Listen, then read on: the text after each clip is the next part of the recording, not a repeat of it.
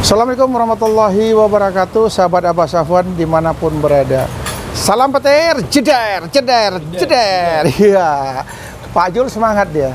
Hari ini Abah Safwan memenuhi ya apa yang dijanjikan kemarin. Abah Safwan akan menemui orang-orang Pi Network KL ya. Ini sangat luar biasa. Janjinya malam, siang tadi udah dijemput Abah. Iya, untuk saat ini ya, untuk di wilayah Malaysia. Ya. Di mana pionirnya yang paling banyak? Yang paling banyak sekali daripada Johor, daripada Johor, ya? Kuala Lumpur lah yang pertama di Kuala Lumpur lah. Kuala Lumpur. Kuala Lumpur hampir boleh dikatakan 10,000 ke atas lah. Ada ya 10.000 ya? Ada. Ha? Di bawah saya pun, rangkaian saya pun hampir dekat 500 lebih lah. Jadi rangkaian itu referral ya. Di Referral. bawah Pak Jeffrey itu, pengikut Pak Jeffrey itu ada lebih kurang 500-an. 500-an lebih. Ah. Jadi merata-rata duduk. Di mana? Maksudnya bukan di satu tempat. Oke. Jadi di Menyebar di beberapa tempat. iya, daripada utara ke selatan lah. masuk Iya, di situ. utara ke selatan. Daripada Perlis, Kedah, Pulau Pinang, Perak, Selangor, Kuala Lumpur, Melaka, Johor, Kelantan dan Terengganu termasuk. Banyak ya. Jadi secara tak nampak ataupun secara tak langsung, ini menggambarkan bahawa PI Network ni bukan calon-calon. Ya. Ya. Di sinilah yang saya nampak untuk positif. Mudah-mudahan kita berdoa siang malam untuk dicairkan cepat. Iya. Kita jangka. Jadi mintanya dicairkan cepat. Cepat. Gitu. Oh, memangnya kalau sudah cepat cair mau ngapain? Kalau cepat cair tu jadi pengikut ataupun piano baru yang akan menjadi kata mengisi ataupun berlumba untuk mencari kemajuan. Ini fokus. Begitu juga dengan yang kita mohon supaya dicairkan cepat ni, oleh kerana ada setengah pada setengahnya tidak ada kesabaran. Ya. Hampir menunggu, hampir dah mencecah ke 5 tahun. Hampir ya. Hampir ya. Sebab Ini kan 3 ke 4 tahun sekarang ini. sekarang kalau kita ambil daripada tarikh 2019, mana 13 hari bulan 4, 2019 masa pendaftaran awal. Jadi 2019, 2020, 2021, 2022 dah masuk 2023 sekarang Februari. Jadi kalau dikirakan bulan 3 ataupun bulan 4 ni tadi dah Mendekati 5 tahun ya. 5 tahun. Wah. Jadi kita betul-betul mengharaplah sebagai donor dan juga kita berharap ahli-ahli corona yang faham akan mengikuti seterusnya dan supaya mereka dapat mencari solusi yang baik untuk memajukan ataupun mendapat manfaat semua. Kita harap begitu. Ya baik ya teman sahabat Pi Network ya. Di sini memang komunikasi teman-teman dari KL dan saya yang datang dari Indonesia ya. Hanya beda tipis saja bahasanya, tapi maksud dan tujuannya sama. Di sini tadi sama-sama kita dengarkan sesuai dengan petunjuk Pak Jeffrey ya. Khususnya Malaysia, hampir rata-rata pionir kata Pak Jeffrey, bagaimana cepat segera cair. Nah, di sini saya coba luruskan dulu. Koin Pi Network ini bukan masalah cair tak cair. Ya. Koin Pi Network ini yang kita tunggu adalah kapan diberlakukan. Itu yang kita tunggu. Apakah kalau sudah diberlakukan itu sama dengan cair? Bisa iya, bisa tidak. Tetapi kita jangan pernah berpikir koin Pi Network ini bisa langsung serta-merta kita tukarkan dengan uang fiat. Itu belum bisa. Karena apa? Karena koin Pi ini adalah sebagai mata uang digital. Dia alat bayar, dia alat tukar. Ya, jadi ada suatu keanehan kalau kita bilang langsung dicairkan, ditukarkan dengan uang fiat. Ini sama dengan kripto. Kripto itu adalah aset digital. Sedangkan kita adalah digital currency. Jadi alat bayar yang nantinya mudah-mudahan bisa berlaku di seluruh dunia. Yang mana lebih kurang ada 230 negara yang sudah memanfaatkan koin Pi Network, yang sudah menambang koin Pi Network, Ini berharap ini jadi uang digital. Seandainya nanti kalau Pak Jeffrey menyatakan cair, berarti itu mungkin Pak Jeffrey membeli emas batangan. Pak Jeffrey membeli mobil. Pak Jeffrey mungkin membeli jam tangan dan lain sebagainya. Setelah dibeli, dijual. Nah, duitnya fiat, cair, boleh. Tetapi kalau dari koin P dijual, dijadikan uang fiat, kita khawatir, mungkin Kortim pun khawatir, rame-rame semua orang menjual koin. Pada saat koin beredar banyak di pasaran karena dijualin orang, terjunnya meroket, turun terus P network ini. Tetapi kalau dia sebagai alat bayar, sebagai alat tukar, dan ini dia akan bertahan. Kenapa koin P network yang kita tambang ini tidak boleh keluar diserahkan kepada penambang sekaligus? Itu dia tadinya, takutnya begitu dikasih full banyak, ya, nanti ditukarkan uang fiat. Maka ada tahap 1, tahap 2, dan tahap selanjutnya. Salah satu contoh, mungkin saja koin Pak Jeffrey ini ada 6.000. Berapa yang sudah masuk dompet? Paling-paling 500, atau 800, atau 1.000. Ya, yang 5.000 lagi ditahan, belum diserahkan. Masih disimpan sama Kortim, sama Nicholas. Tetapi nanti kalau sudah terjadi transaksi, peredaran koin P sudah merata, dan orang sudah menggunakan koin P sebagai alat bayar, itu pasti ada masuk ke dompet lagi yang baru. Jadi itulah kira-kira mungkin perkembangan P network ke depan. Kapan waktunya, itu yang menentukan hanya Kortim, dan dialah yang tahu. Kenapa lambat? Orang bilang ini jelas apa enggak? Kenapa kok Kortim melambatkan? Kenapa Nicholas kok melambatkan? Salah satunya adalah Kortim dan Nicholas menyiapkan segala sesuatunya sempurna. Salah satu contoh, bukan tak bisa segera diluncurkan open mainnet. Kita khawatir di situ diluncurkan, disitulah amburadulnya nanti. Kenapa? Kita mau belanja, ya, Pigeon Mall-nya belum lengkap, ada toko-tokonya segala macam.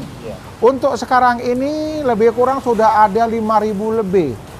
Ya, Pigeon Mall yang sudah bekerja sama dengan Pay Network, Koin P, dengan si Kortim. Kemudian kami dari Indonesia, dari KPIG, ini masing-masing provinsi dimintakan menyiapkan 50 toko yang untuk bergabung nantinya di toko PID. Jadi kalau satu provinsi ada 50, kalau sudah 10 provinsi, itu paling enggak 500 toko sudah standby. Ya, di toko PID. Gunanya untuk apa? Untuk kita belanja rame-rame. Kemudian nanti, apakah 50 akan berhenti sampai di situ? Tidak. Saya Sumatera Utara meminta jatah 500 toko yang kami siapkan di toko PID. UKM kami bangkitkan. UKM itu usaha kredit menengah, usaha kecil menengah. Usaha kecil menengah, kita mengangkat harkat derajat mereka untuk berjualan. Karena kami berpikir apapun yang dijual nantinya di toko PID atau dijual di Pay Network ini, bayangkan ada lebih dari 40 juta ya peserta. Masa nggak ada yang beli? Kita jual topi satu, rame-rame orang beli topi nanti. Kemarin dimanfaatkan sama Pak Jumali, ada teman kita dari Medan, dia buat topi yang mesen hampir dari seluruh Indonesia. Coba yang lain, Pak Jeffrey mungkin jual apa yang dari Malaysia? Salah satu contoh, menjual jam tangan. Ya, mereknya terserah, pasti ada yang beli. Nah, disinilah kita berharap segera diluncurkannya open mainnet, kemudian kita mengetahui harga konsensus. Tujuannya satu, agar jika terjadi sebuah transaksi, maka perkembangan Pay Network ini hidup. Jika semua rame-rame hanya berpikir untuk menjual koin P, saya khawatir Pak Jul, tak ada nanti yang berjualan dibeli orang. Semua mau nukar dengan duit, maka bisa hancur koin P ini. Jadi koin P diciptakan adalah sebagai alat bayar dan alat tukar. Jadi jangan orang berpikir, kalau cair nanti open mainnet terbuka, bisalah saya jual koin P. Coba seluruh pionir berpikirnya menjual koin P. Apa yang terjadi? Ambruk koin P. Tetapi kalau betul-betul kita jadikan alat bayar, alat tukar, koin P akan bertahan, dia akan stabil tumbuh kembangnya. Jadi makanya kita berharap rame-rame Pigeon Mall diisi, toko PID terisi. Ya, kita di Indonesia ini ada beberapa ya, ada yang katanya Berli Logistik, ada yang katanya ada satu lagi PIC. PIC itu istilah mereka tuh REM. Rumah, emas, mobil. Mereka melayani yang tiga. Orang mau beli rumah, mau beli emas, mau beli mobil, mereka bisa membantu. Tetapi kalau mereka ini mau bergabung di toko PID, mau bergabung di Koperasi Gemilang ya, ini saya yakin toko itu semakin berkembang semakin besar, semakin banyak kita pilihan. Kita mau beli emas, kita mau beli mobil, kita mau beli rumah. Kenapa? Karena toko PID sudah dapat izin dari Kortem, sudah dapat izin dari Nicholas, terdaftar. Kita buka P-browser di Brainstorm, keluar itu toko PID. Jadi sudah diakui. Nah, tugas kita adalah mengisi toko untuk dijual apa saja boleh.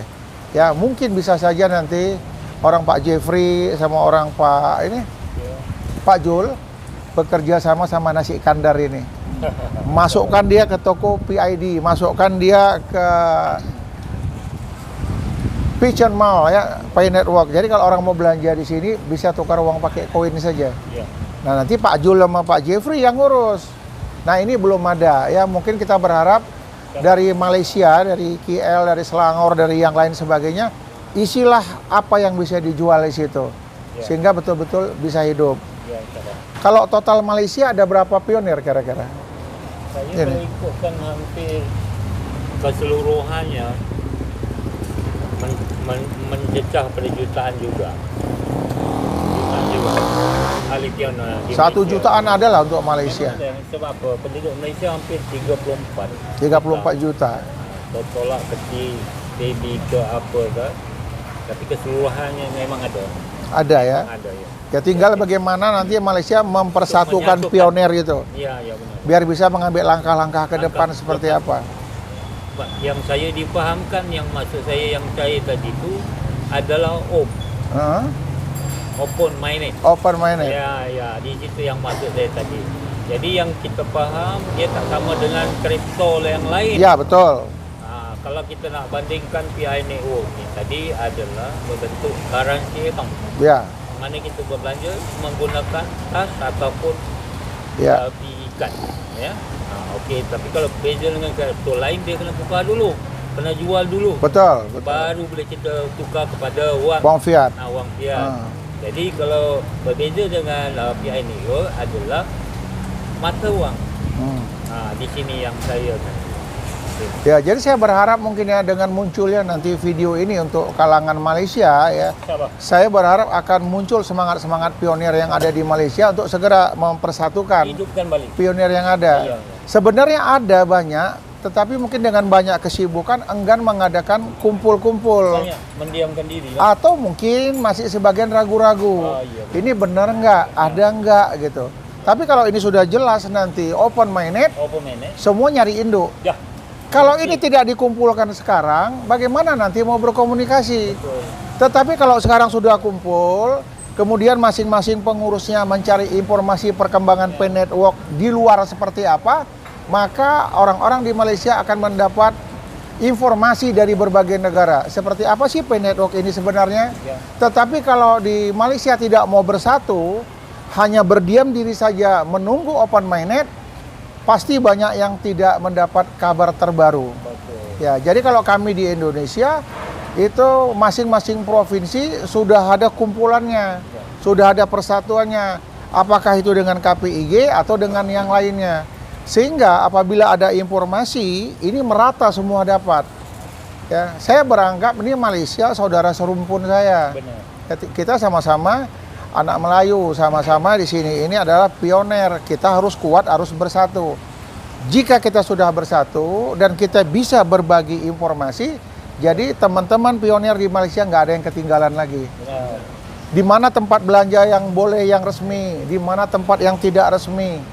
Nah, kalau ini kita sudah informasikan ke teman-teman sekumpulan persatuan tadi, semua akan mendapat informasi yang berharga. Ya, salah satu contoh yang saya ingatkan tadi, pada saat open minded tidak serta-merta koin P bisa dibelanjakan. kalau bisa dibelanjakan, saya tanya, mau belanjakan kemana? Apakah tempat itu sudah terdaftar di platform Pay Network? Jika belum terdaftar di platform Pay Network, bagaimana mau transfer koin fee-nya? Apakah mereka yang berjualan itu tokonya sudah punya dompet wallet atau belum? Ya, kita mau bicara emas, bicara mobil, bicara rumah. Apakah yang menjual rumah, emas, mobil ini sudah standby dengan dompet walletnya? Kalau tidak, kita akan nyari ya kumpulan-kumpulan yang sudah ada. Jadi kalau teman-teman Malaysia hanya main sendiri-sendiri, sembunyi-sembunyi yang kata Pak Jeffrey, mereka nggak akan tahu sumber informasinya di mana, belanja yang tepat di mana, legal apa ilegal, ini nggak tahu. Tetapi kalau persatuan kumpulan dari Persatuan Pay Network Malaysia sudah terkumpul, saya yakin dan percaya masing-masing mungkin daerah seperti apa tadi katanya, Selangor, kemudian KL, Penang dan lain sebagainya, mereka tahu tempat belanja di mana.